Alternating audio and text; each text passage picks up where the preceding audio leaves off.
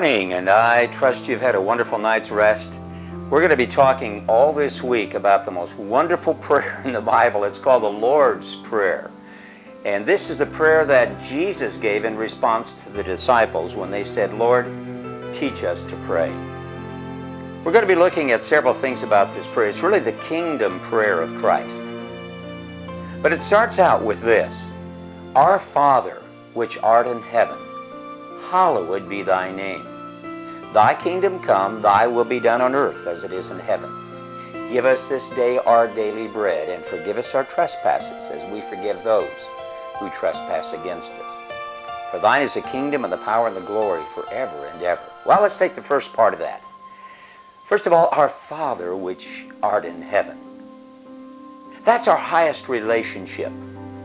The highest relationship you can have on earth is your Father in heaven.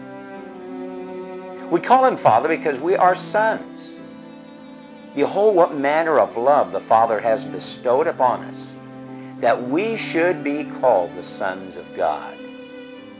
You see, if an earthly father knows how to give good gifts to his children, how much more will the Father in heaven give the Holy Spirit to them that ask him? What is the pleasure of God? You are the pleasure of God. God delights in the pleasure of his people. He loves you. He wants relationship with you. When that relationship was severed in the Garden of Eden, because God came down and walked in the garden with Adam and Eve, God wanted to restore that intimacy with man. He did that through Jesus Christ. And now we can call him Father. You see, hallowed be thy name. His name represents who he is. We may look at some of those names in the next day or so. But he is called Jehovah Jireh, our provider. Today, your Father's going to take care of you. He's called Jehovah Nissi, our banner. His banner over us is love. He's called Jehovah Shalom, our peace. His name is who he is. He's called Jehovah Shammah. His presence is with us. All that you need today you find in your relationship with the Father through Jesus Christ. Christ has made a way for you to have this relationship.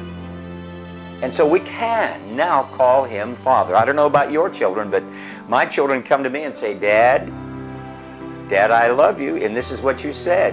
We can go to our Father today and say, Father, this is what you said. I'm your child. God's going to be your provision today, and he's going to be your Father. Enjoy this relationship. Say, Our Father, which art in heaven.